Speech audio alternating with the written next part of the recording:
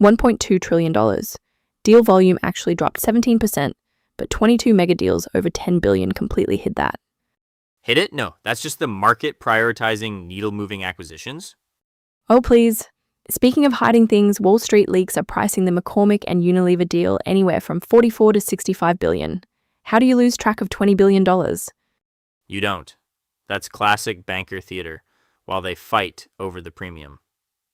Let me show you what's actually happening. The rundown.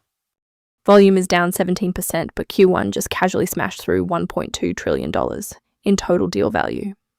22 transactions over $10 billion.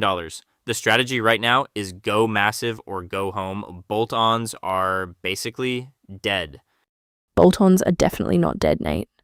Look at Alkeem Insurance. They just closed out Q1 with 7 distinct agency acquisitions. 7. They are aggressively rolling up the mid-market while everyone else is distracted by the mega deals. Okay, fair, but the real engine moving the needle is AI. 4 of the 6 largest transactions this quarter were AI-driven strategic plays. See, I hate that narrative. You call it AI, but look at the actual capital flow. Engie just dropped $21.3 billion on UK power networks. That is pure unsexy infrastructure. You need power to run the data centers, Maya. That is absolutely a backdoor AI play.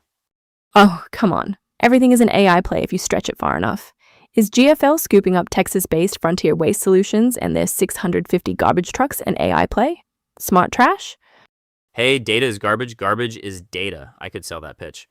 But seriously, global capital flow is wild right now.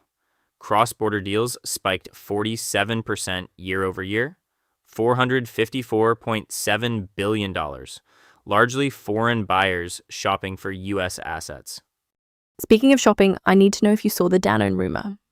The Huel buyout, $1 billion for the Tech Bro meal replacement sludge. I actually read the nutrition label on that stuff once. It is basically PE protein and venture capital. Well, now it is pea protein and French corporate synergy. Danone is trying to buy their way into the indie wellness space. Good luck maintaining that indie edge when your parent company makes Activia yogurt. Exactly, but if we want to talk about real corporate synergy, we need to talk about the absolute monster in the room. The McCormick and Unilever food business merger. If anyone can actually figure out what the price tag is, Wall Street is completely confused. My old banker group chats are a mess right now. Some leaks say $44.8 billion. Others say up to $65 billion. A $20 billion rounding error.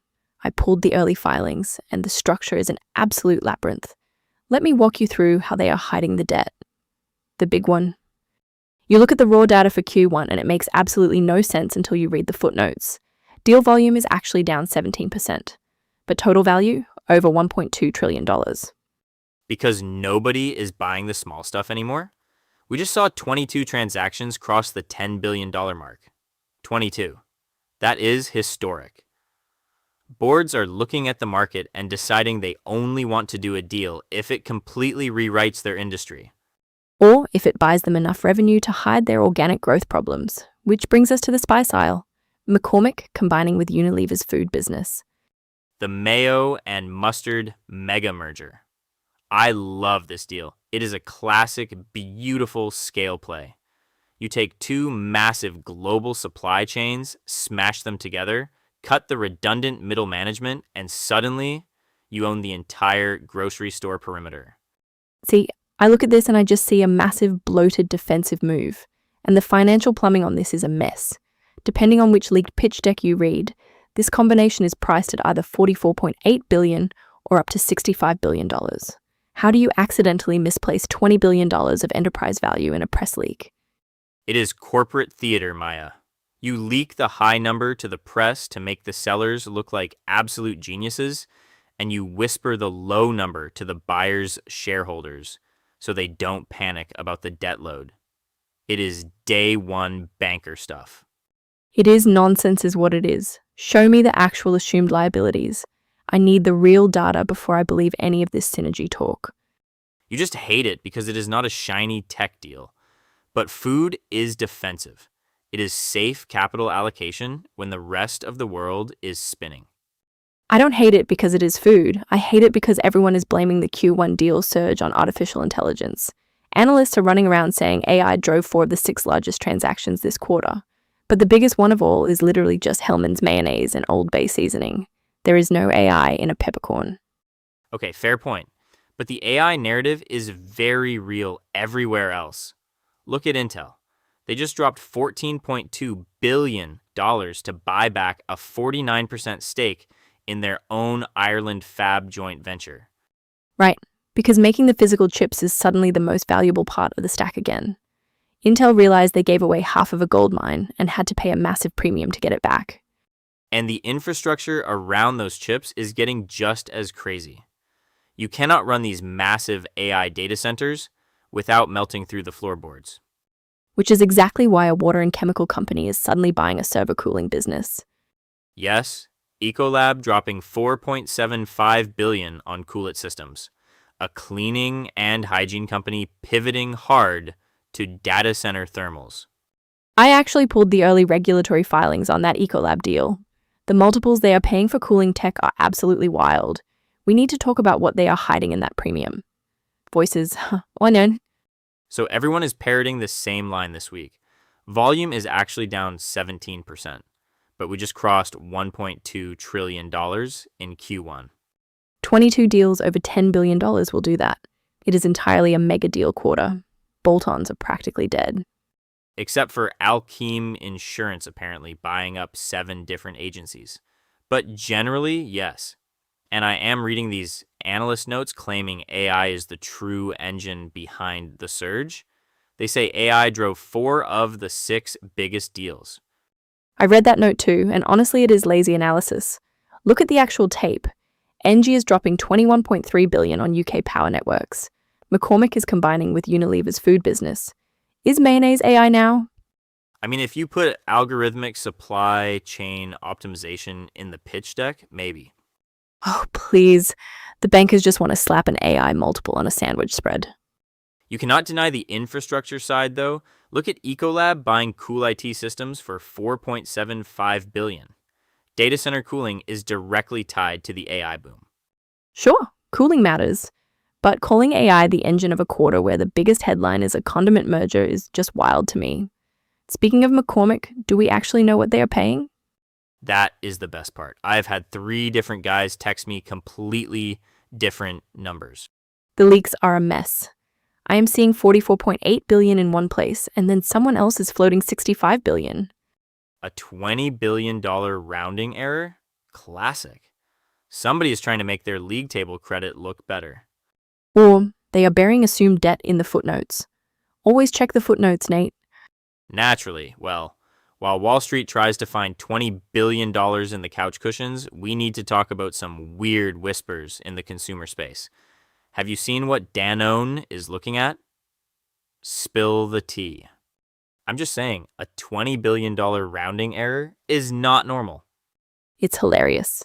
You have these massive PR machines, armies of lawyers, and nobody on Wall Street can agree if McCormick is paying $44.8 billion or $65 billion for Unilever Foods. Banker math strikes again. Somebody is definitely including projected synergies and a 10-year earnout in that 65 number to make the pitch deck look better. Or they're just throwing darts at a board. But honestly, that's not even the funniest rumor crossing my desk this week. Oh, you mean the Protein shake deal? Exactly. Danone is supposedly circling Huel for $1 billion. $1 billion for Huel. I can already see the corporate rebrand. They're going to take the ultimate tech bro survival sludge and put it in a cute little yogurt cup. Hey, don't knock the sludge. I lived on that stuff during earnings season in my 20s. Wait, really you? The person who brings artisanal pour-over to the studio drank liquid chalk? It was efficient. But seriously, $1 billion seems steep for a brand whose entire identity is being an indie anti-food hack. Does that survive inside a giant French dairy conglomerate? Of course it does. Danone needs growth. They'll just slap a probiotic label on the pouch and sell it to suburban dads. It's a brilliant distribution play. I completely disagree. The minute Huel feels corporate, the biohackers are going to abandon it for whatever the next weird powder is. You can't buy an indie edge and keep it indie.